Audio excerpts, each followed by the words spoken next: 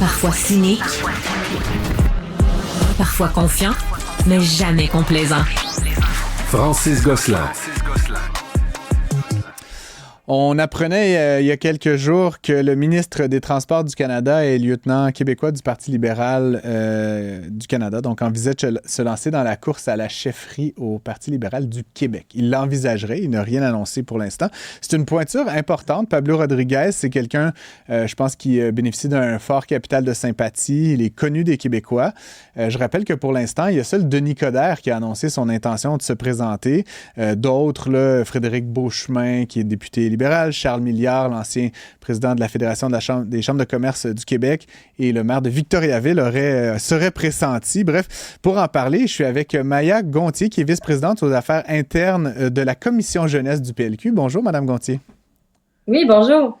Merci d'être avec nous. Vous avez ouvertement appuyé un des candidats qui ne s'est pas encore déclaré dans une lettre publiée en mai dernier. Je poserai la question naïvement, mais est-ce que vous regrettez déjà cet appui officiel dans les médias? Aucunement, là, vous savez, là, on voit les noms qui sortent, là, puis c'est que positif, là, plus le candidat, mieux ce sera pour la course à la chefferie, mais je demeure quand même convaincue de mon choix. La meilleure personne pour le PLQ, mais aussi pour le Québec, là, ce sera à mon avis Charles Milliard. Pourquoi est-ce que... Puis vous n'étiez pas la seule, d'ailleurs, là, je rappelle que la lettre avait été publiée, 81 signataires de mémoire, là, membres de la Commission jeunesse.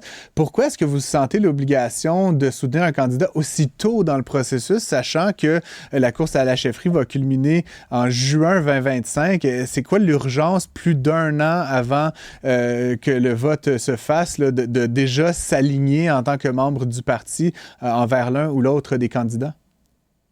Ben en fait, vous savez, il n'y a aucune urgence. Là, ce qui est arrivé, c'est qu'on a vu le nom de Charles Milliard sortir. On a décidé d'étudier sa candidature. Puis elle nous a tout de suite rejoint là, un mélange, je l'ai déjà dit, d'expérience, mais de jeunesse. Un ancien pharmacien impliqué dans la Fédération des chambres de commerce du Québec. Vous savez, il n'y avait pas de questions à se poser pour nous. C'était Charles Milliard. Bon, maintenant, on a appris hier que Pablo Rodriguez, puis on dit souvent en politique qu'il n'y a pas de fumée sans feu, hein? J'imagine qu'il doit y avoir un peu de véracité dans ces rumeurs. Donc, Pablo Rodriguez, c'est un libéral. Là. Vous n'êtes pas contre Pablo Rodriguez, j'imagine, en tant que membre du parti. Qu'est-ce qu'on doit penser d'une candidature comme la sienne si elle se concrétise? Bien, c'est une très bonne candidature. Là. Je suis certaine qu'elle apportera des bonnes idées au débat. Plus ils auront de chance de cogiter tout le monde ensemble, puis plus ça donnera d'opportunités aussi aux militants de voter pour un chef. Puis moi, la candidature de Pablo, je la vois comme que du positif. Là. Je l'ai déjà mentionné, plus il y a de candidats, mieux ce sera. Puis l'engouement, là, je pense, pour la chefferie du Parti libéral, c'est que positif. Ça démontre que le parti rejoint encore les Québécois, puis ça continuera dans les prochaines années. Tout à fait. Ceci dit, le Parti libéral du Canada, lui, vit des journées un petit peu moins faciles ces temps-ci. On le donne allègrement perdant là, si des élections avaient lieu demain matin à l'échelle canadienne.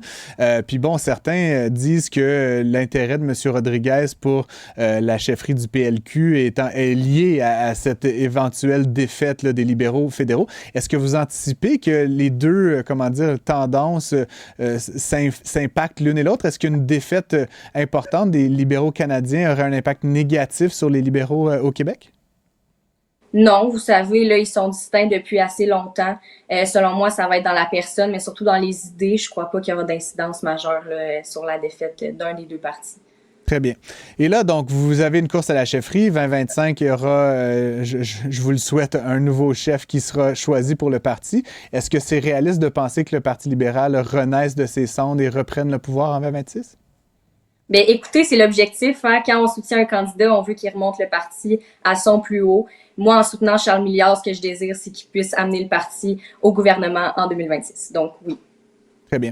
Ceci dit, là, vous avez 21 députés actuellement à l'Assemblée nationale à Québec.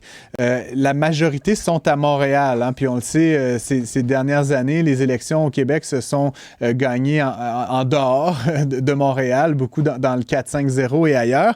Denis Coderre, ancien maire de Montréal. Charles Milliard, on associe notamment avec les grandes métropoles. Pablo Rodriguez, donc de Marguerite-Bourgeoys. Est-ce que vous avez confiance que le PLQ est capable de fédérer justement le Québec des régions, le Québec des banlieues? Est-ce que vous avez une stratégie à moitié élaborée là, pour sortir de l'île de Montréal puis aller reconquérir les cœurs et les esprits en dehors de la métropole?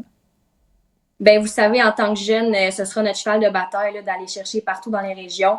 Puis je trouve que dernièrement, là, on est capable d'aller toucher un peu partout. Vous le savez, j'habite en Abitibi, donc déjà, je me sens rejoint par le Parti libéral, même si je suis aussi loin. Donc, je suis certaine que jeunes ou moins jeunes, là, il y en aura qui se sentiront rejoints. Est-ce qu'il y a un plan clair? Ben, c'est certain que la Charte des régions qui a été sortie, puis, à mon avis, là, pas assez exploré. Je suis certaine que si on peaufine ça, là, le Parti libéral pourrait être facilement celui des régions en 2026. Très bien.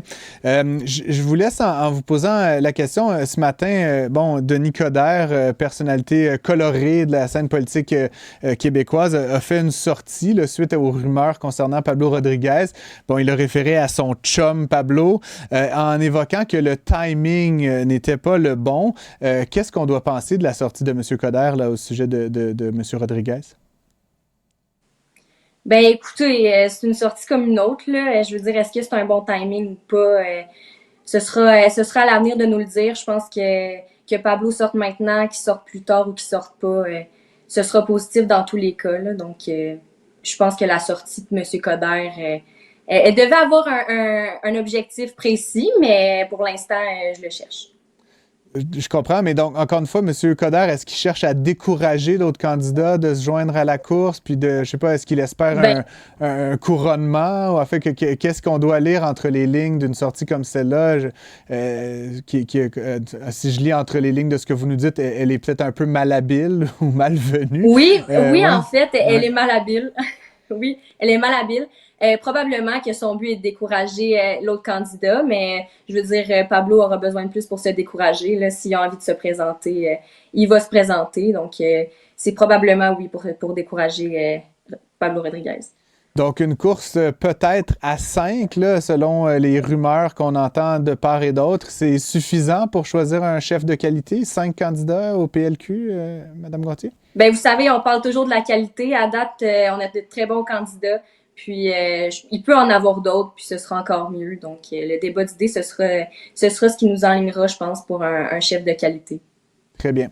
Écoutez, merci d'avoir pris le temps de nous partager votre point de vue. Très intéressant. Puis je vous souhaite évidemment là, une bonne continuation à mesure que cette course va vraiment prendre son envol. J'imagine qu'au courant de l'automne, là, les intentions réelles des uns et des autres là, vont se concrétiser. Pour l'instant, encore une fois, là, sauf Denis Coderre, je rappelle, aucun autre rival là, n'a confirmé son intention de se lancer.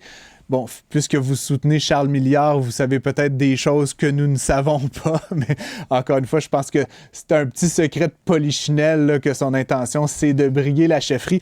Maya Gontier, je rappelle que vous êtes vice-présidente aux affaires internes de la Commission jeunesse du Parti libéral du Québec. Merci d'avoir été avec nous. Merci à vous.